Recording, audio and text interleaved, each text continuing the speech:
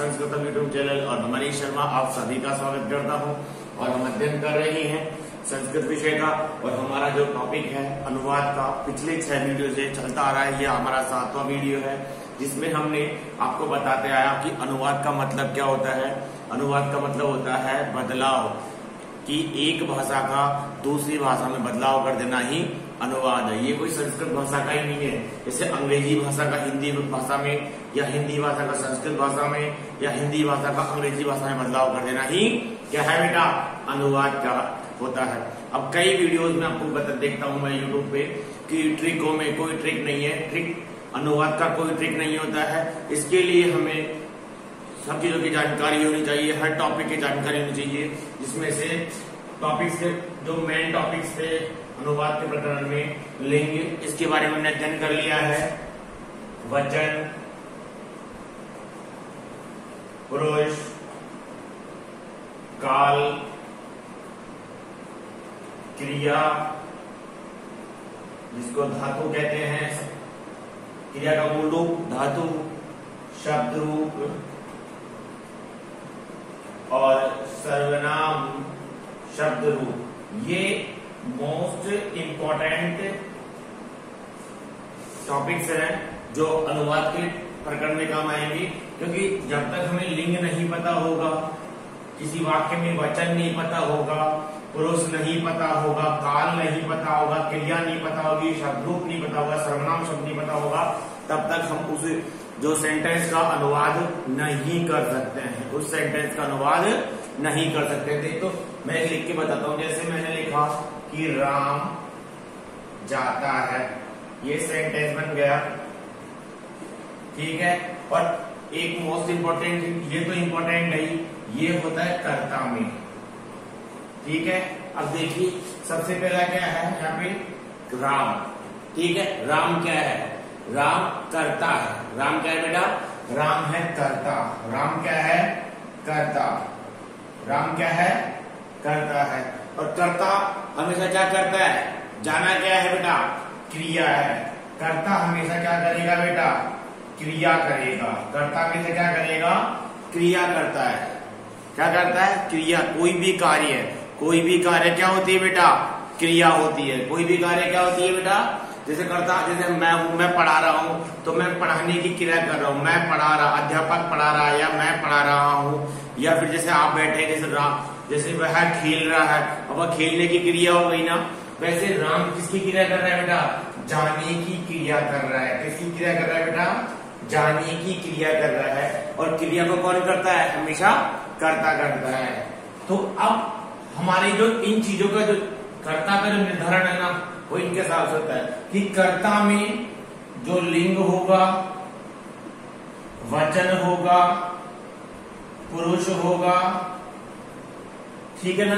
ये 3 चीजें कि कर्ता का जो लिंग होगा, वचन होगा, पुरुष होगा, है ना। इन तीनों के हिसाब से ही क्रिया का निर्धारण होता है। समझ में आ गया कि जिस पुरुष, जिस वचन और जिस लिंग का कर्ता होगा, उसी पुरुष, उसी वचन और उसी लिंग की क्रिया हो जाएगी। आया समझ में, ये बहुत इंपॉर्टेंट है। जब तक ये 3 टॉपिक, ये सारे टॉपिक और फिर आगे समय ये चीज लोगों को समझ में नहीं आता है, आप कारक का जो अनुवाद का जो टॉपिक है वो आप कभी भी नहीं कर सकते हैं। इसलिए आज हम इसका जो मोस्ट इंपॉर्टेंट टॉपिक है अनुवाद का वो लेंगे, ठीक है।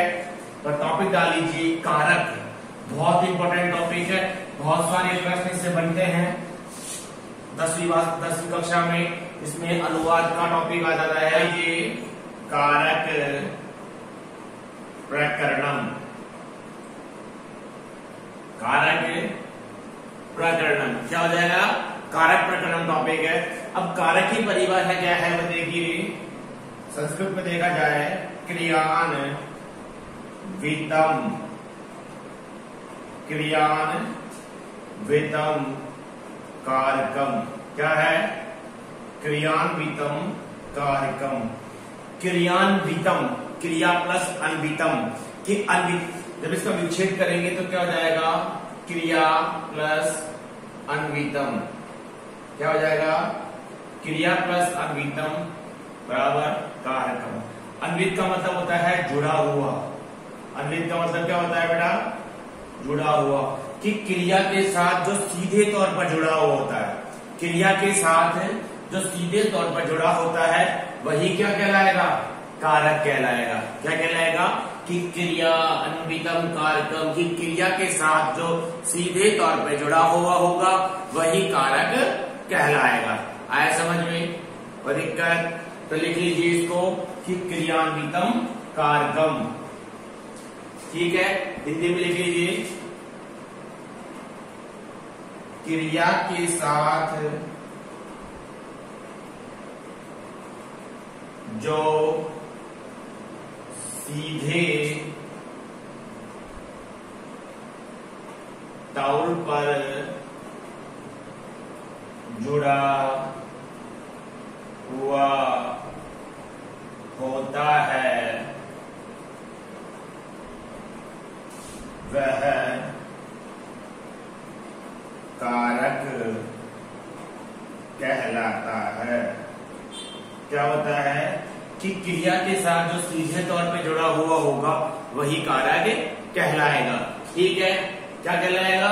कारक कहलाएगा जो क्रिया के साथ सीधे तौर पर जुड़ा हुआ होता है। ठीक है, देख लीजिए। इतना लिखने के बाद अब देखिए कि इस परिभाषा के आधार पे अब तक आपने पढ़े होंगे कारक के प्रकार। कारक के कितने प्रकार होते हैं आपने पढ़े होंगे कि कौन कौन से कारक होते हैं, कारक कितने होते हैं। तो अब तक आपको पढ़ाया गया है हिंदी भाषा में। और हिंदी भाषा कारक कितने मानती है बेटा? 8। हिंदी भाषा 8 कारक मानती है। कर्ता, कर्म, करण, संप्रदान, अपादान, संबंध, अधिकरण और संबोधन। 8 कारक होते हैं ना। लेकिन जो संस्कृत भाषा है हमारी वो कितने कारक मानती है? 6 कारक मानती है। तो लिखिए संस्कृत भाषा में 6 कारक होते हैं। संस्कृत भाषा में 6 कारक होते हैं। लिखिए, फिर समझाता हूं कैसे कैसे। लिखिए कौन कौन से लिख लीजिए। कर्ता कारक, नंबर 2 कर्म कारक, नंबर 3 करण कारक, नंबर 4 संप्रदान कारक, नंबर 5 अपादान कारक और नंबर 6 अधिकरण कारक।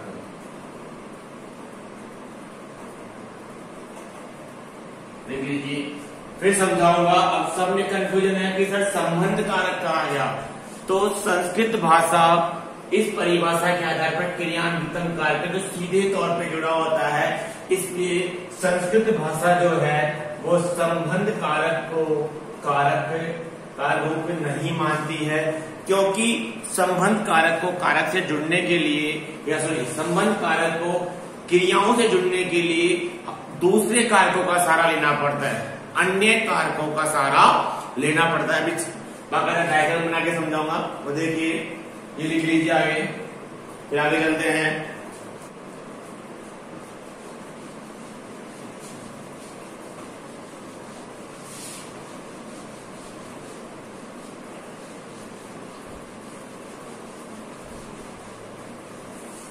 देखिए सबसे पहले जो क्रिया लिखता हूं मैं, जैसे ददाती, ददाती ये क्रिया हो गई। एक एक कारक का इसका सीधा सीधा जुड़ाव दिखाऊंगा। सबसे पहले कारक लेते हैं कर्ता कारक। ठीक है, मैंने लिखा कि राम है ददाती, राम है ददाती, राम है ददाती। क्या सेंटेंस बन गया? राम देता है। क्या बन गया? राम देता है। राम है ददाती, यहां पे लिख दिया मैं राम है ददाती। तो क्या बन गया? राम देता है। ठीक है, राम क्या करता है? देता है। अब जो करता है, कर्ता का सीधा संबंध किससे हो रहा है बेटा? क्रिया से हो रहा है ना, देने से हो रहा है कि राम देता है। तो कर्ता सीधे तौर पे किससे जुड़ा हुआ है बेटा? क्रिया से जुड़ा हुआ है। ये कौन सा है? कर्ता। ये कौन सा कारक है बेटा? कर्ता कारक है।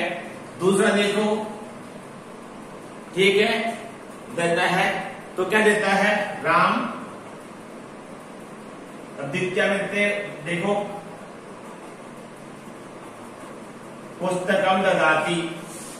अब पुस्तक देने की क्रिया में किसको चाहा? पुस्तक को दिया ना। कौन सा कारक हो गया? ये कर्म कारक। कौन सा कारक हो गया?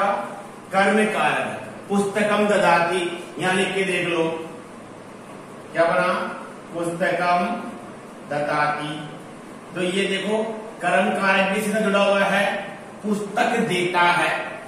क्या देता है बेटा? पुस्तक देता है। राम है, ददाति कर्ता कारक, पुस्तकम ददाति पुस्तक देता है। क्या देता है बेटा? पुस्तक देता है। तो जो कर्म कारक है वो सीधा भी किसके साथ जुड़ा हुआ है बेटा? क्रिया के साथ जुड़ा हुआ है। अब किससे, जैसे किससे देगा? हाथों से देगा तो हस्ताभ्याम, तृतीय में मिल जाएगा हस्ताभ्याम। इसका मतलब ये कौन सा कारक हो गया? करण कारक। कौन सा कारक हो गया? करण कारक। तो क्या दिया? हस्ताभ्याम ददाति। क्या बन गया? हस्ताभ्याम ददाति, कि हाथों से देता है। किसे देता है बेटा? हाथों से। साधन हो गया ना, देने की क्रिया में जिस साधन का प्रयोग किया गया। तो पुस्तक देने का प्रयोग पुस्तक किससे दी गई? हाथों से। जो साधन हो गया, जो क्या हो गया बेटा? साधन हो गया। ठीक है, ये भी सीधा किससे जुड़ा हुआ है बेटा? क्रिया से जुड़ा हुआ है। किससे जुड़ा हुआ है? क्रिया से जुड़ा हुआ है। ठीक है, किसको देता है? चौथा देखो, संप्रदान कारक वाला। तो क्या बना? सुरेशाय ददाति। कारक कौन सा? ये संप्रदान कारक है। कौन सा कारक है? संप्रदान कारक है। अब किसको दे रहा है बेटा? सुरेश को दे रहा है। तो ये भी क्रिया के साथ सीधे तौर पे जुड़ा हुआ है। कौन सा? ये संप्रदान कारक भी जुड़ा हुआ है ना, चतुर्थी व्यक्ति वाला। सुरेशाय ददाति सीधे तौर पे जुड़ा हुआ है, कोई दिक्कत ही नहीं है। यहाँ पर सीधे तौर पे जुड़ा हुआ है तो क्रिया के साथ में, तो यहाँ पे चतुर्थी संप्रदान कारक में भी सीधा कारक हो जाएगा, क्योंकि वो क्रिया के साथ में सीधे तौर पर जुड़ा हुआ है। सुरेशाय ददाति। इसके बाद में देखो क्या लिखोगे? बैग से देता है। किसे निकालता है? बैग से निकाल के देता है। तो लिखोगे शूतस्य,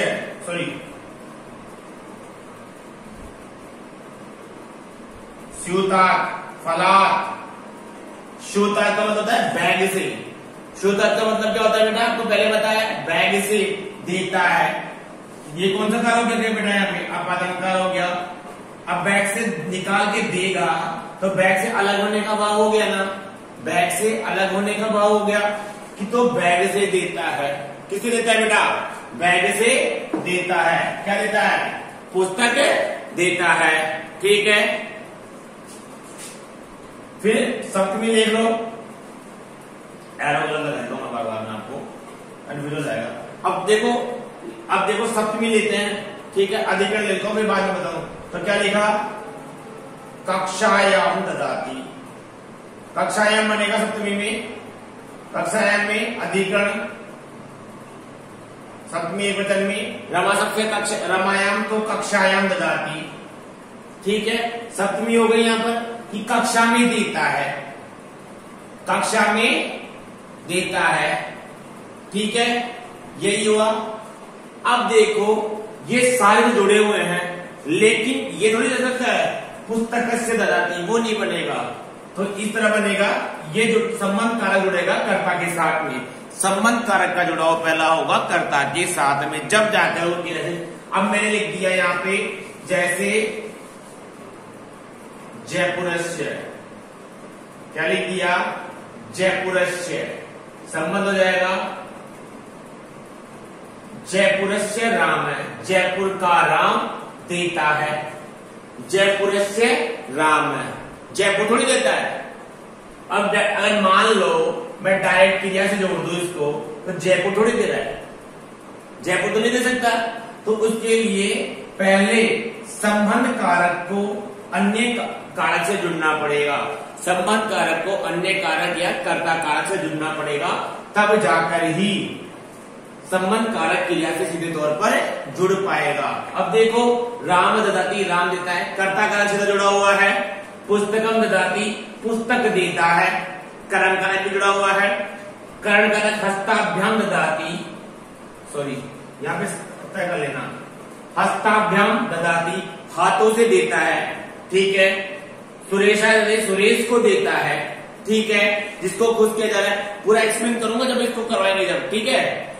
श्रुता ददाती, बैग से देता है, ये भी सीधा जुड़ा हुआ है पतंग। और कक्षा में देता है, कि ये जो सारी चीजें है ना, ये सारे कारक, कर्ता, कर्म, करण, संप्रदान, अपादान और अधिकरण, ये तो सीधे तौर पे जुड़े हुए हैं। लेकिन जो संबंध कारक है उसको क्रिया से जुड़ने के लिए अन्य कारकों का सहारा लेना पड़ता है। तो ये डायग्राम बना करके नीचे नोट डाल लीजिए। संस्कृत भाषा संबंध कारक को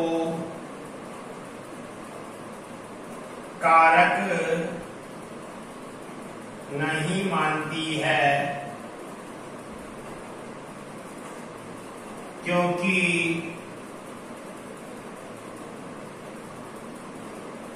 संबंध कारक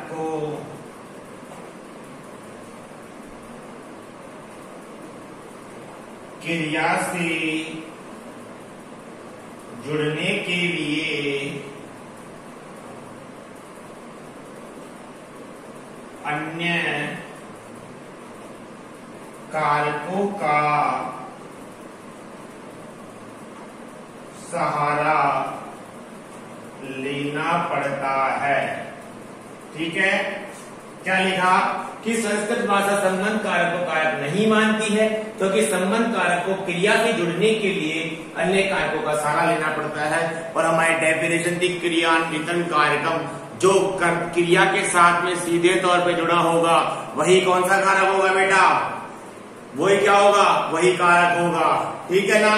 तो संस्कृत भाषा कितने कारक मानी, 6 कारक, कर्ता, कर्म, करण, संप्रदान, अपादान और अधिकरण। और संबंध को कारक नहीं माना, क्योंकि संबंध को क्रिया से जुड़ने के लिए अन्य कारक अर्थात कर्ता कारक का सहारा लेना पड़ता है। ठीक है,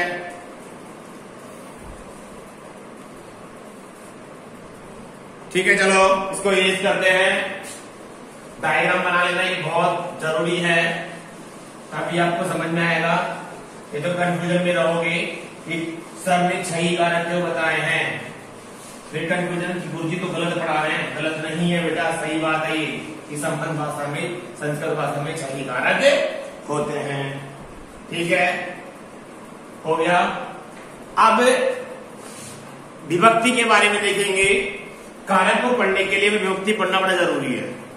ठीक है, विभक्ति से पहले मैं आपकी एक और समस्या का निवारण कर दूं कि अब किसी ने बोला कि संबोधन तो कारक ही नहीं है। भाई संबोधन को तो फूफा जी बना दिया, क्योंकि फूफा जी तो शादी में नहीं पूछते तो रुस जाते ना फूफा जी, वैसे ही संबोधन भी रुस जाएगा। इसलिए आपको पहले बता दो कि संबोधन फूफा जी नहीं है। संबोधन कारक को जब पढ़ाई करते हैं संस्कृत भाषा में तो इसको कर्ता कारक में ही इसका अध्ययन कर लिया जाता है, इसको कर्ता कारक में मान लिया जाता है। इसलिए संबोधन को अलग से कारक संस्कृत भाषा नहीं मानती है। ठीक है, संबोधन को कर्ता कारक में अध्ययन कर लिया जाता है। ठीक है, अब आगे देखिए विभक्ति की बात कर रहे हैं, तो लिखिए विभक्ति, ये कारक प्रकरण में ही है। विभक्ति कितनी होती है, देखिए विभक्ति 7 होती है। कितनी होती है बेटा, विभक्ति 7 होती है। कितनी विभक्ति होती है, 7 होती है। नंबर 1 प्रथमा विभक्ति,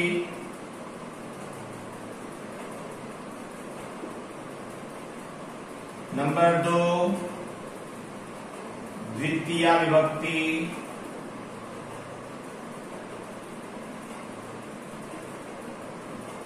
नंबर 3 तृतीया विभक्ति,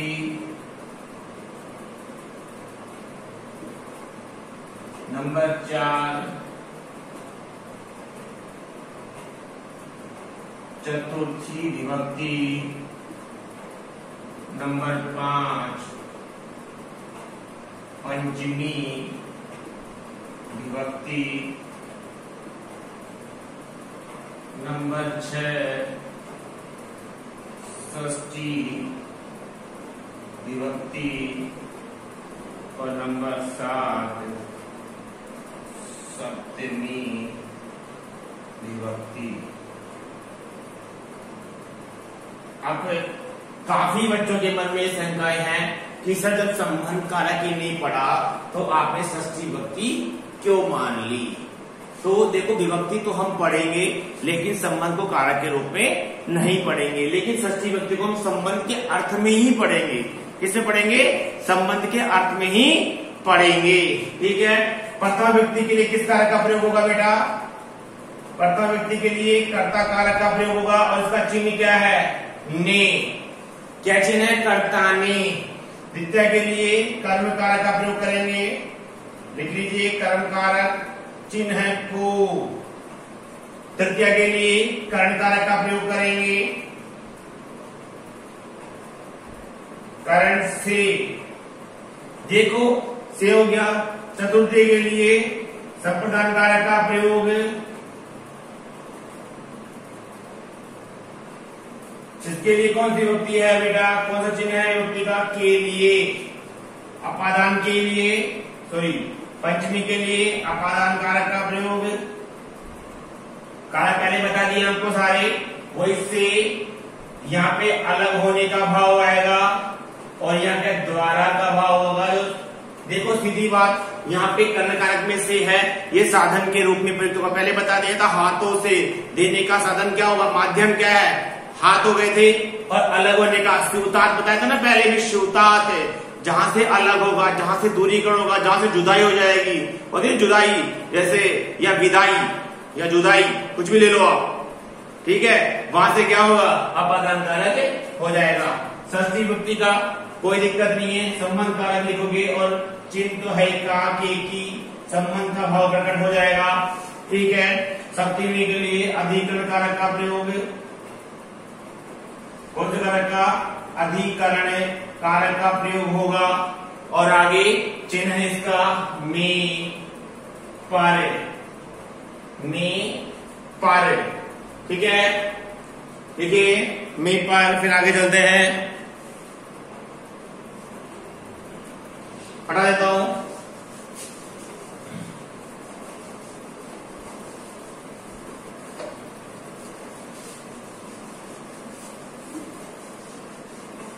अब देखिए जब विभक्ति को हमने साथ बता दी, इसके दो प्रकार भी होते हैं। किसके? विभक्ति के कितने प्रकार होते हैं बेटा?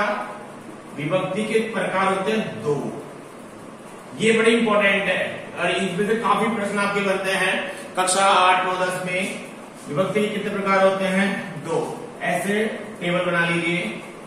पहली होती है पद विभक्ति,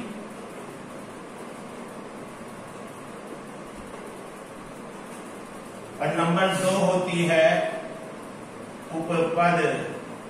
कौन कौन सी होती है? पद और उपपद विभक्ति। ठीक है। पहली पद विभक्ति और दूसरी होती है उपपद विभक्ति। पद विभक्ति बता दूं कि कारकों को मानकर होने वाली, जैसे कर्ता ने, कर्ता राम पढ़ता है, कारक के चिन्हों को मानकर होने वाली या कारकों को मानकर होने वाली विभक्ति पद विभक्ति। लिखिए कारकों को, लिखिए कर्ता, कर्म इत्यादि कारकों को मानकर होने वाली विभक्ति, होने वाली पद विभक्ति कहलाती है। ठीक है, पहला क्या बताया कि कर्ता, कर्म इत्यादि कारकों को मानकर होने वाली विभक्ति पद विभक्ति कहलाती है। दूसरा उपपद क्या होगी कि यानी कि पहले तो पद का समझिए, परिविभक्ति कौन सी कि जैसे कर्ता कारक आदि कारकों को मानकर होने वाली विभक्ति पद विभक्ति। उपपद किसी विशेष पद को मानकर, किसी विशेष पद को मानकर होने वाली विभक्ति, होने वाली विभक्ति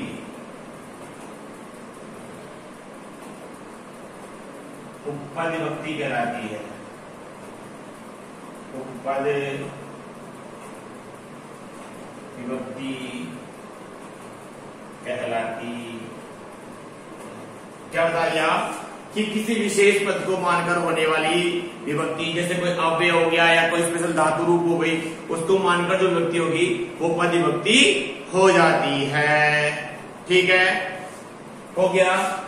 इसी के साथ एक नोट और लिख लीजिए, मैं यहां लिख देता हूं आपको, नोट लिख लीजिए इसी के साथ में। ये बहुत इंपॉर्टेंट नोट है, ठीक है। और ये पूरे जितने भी आपके सेंटेंस बनेंगे उसमें ये नोट बहुत कम आएगा। लिखिए, वाक्य में क्रिया का निर्धारण है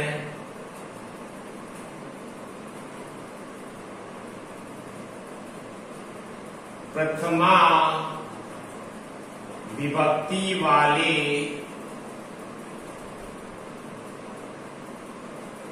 पद के अनुसार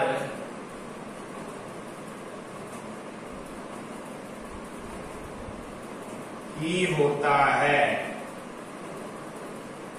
समझ आया क्या कि वाक्य में क्रिया का निर्धारण प्रथम विभक्ति वाले पद के अनुसार ही होता है। अब कई जो जगह है ये बताते हैं कि कर्ता के अनुसार हो जाता है, तब ये पढ़ते होंगे कर्ता के अनुसार नहीं होता है, क्योंकि कुछ एक टॉपिक चलते हैं पद उपपद विभक्तियों में, उसमें प्रथमा के अनुसार होता है। तो ये बात याद रखना कि वाक्यों में जो बनेगा वाक्य इसमें क्रिया का निर्धारण प्रथमा के अनुसार होगा, ना कि कर्ता के अनुसार। ना कि कर्ता के अनुसार सब जगह नहीं होता है, लेकिन प्रथमा के अनुसार सब जगह होता है। तो नियम कहा गया कि वाक्य में क्या कहा गया कि वाक्य में क्रिया का निर्धारण किसके अनुसार होगा बेटा? प्रथमा विभक्ति वाले पद के अनुसार ही होता है। ये विशेष रूप से रखना, कर्ता के अनुसार क्रिया का निर्धारण नहीं होता है ना। किसके अनुसार नहीं होता? क्रिया के अनुसार नहीं होता है, क्योंकि कई जगह प्रथमा विभक्ति कर्म में भी हो जाती है, कर्म कारक में भी प्रथमा विभक्ति हो जाती है। जब हम वाच्य परिवर्तन का टॉपिक देखेंगे इसके बाद में, तब मैं आपको बताऊंगा। और जब कारक पढ़ेंगे पूरा कंटिन्यूस, तब उपपद विभक्ति में कुछ टॉपिक, कुछ रूल्स आएंगे जहां पे प्रथमा विभक्ति वाले पद के अनुसार ही होगा, कर्ता के अनुसार नहीं होगा। इसलिए ये बात अपने माइंड सेट से निकाल देना। लेकिन हाँ, ये कंफर्म है कि 90% कर्ता के अनुसार होता है, लेकिन जो 10% है बाकी का, यानी कि ये 100% मिला करके ये होता है प्रथमा विभक्ति के अनुसार। ये विशेष रूप से आप इसे ध्यान में रखना। इसी के साथ आपके जो कारक का जो स्टार्टिंग चीज है, कारक कितने प्रकार के, कारक की विभक्ति कितने प्रकार की होती है, वो हमने बताया। इसी के साथ आज की कक्षा यही समाप्त होती है। कल से हम स्टेप बाय स्टेप कारकों के बारे में अध्ययन करेंगे, जैसे कर्ता कारक प्रथमा विभक्ति, कर्म कारक द्वितीय विभक्ति, कर्ण कारक तृतीय विभक्ति, संप्रदान कारक चतुर्थी विभक्ति, अपादान कारक पंचमी विभक्ति और षष्ठी विभक्ति पढ़ेंगे। उसी में संबंध का प्रयोग देखेंगे और अधिकरण कारक सप्तमी विभक्ति, और ये देखेंगे हम आगामी कक्षा में कंटिन्यूस। ठीक है, आगामी वीडियोस में देखेंगे। यदि हमारा वीडियो आपको समझ में आया हो तो लाइक करें, शेयर करें, सब्सक्राइब करें, जिससे हमारे आगामी आने वाले वीडियोस की जानकारी आपको मिल जाए।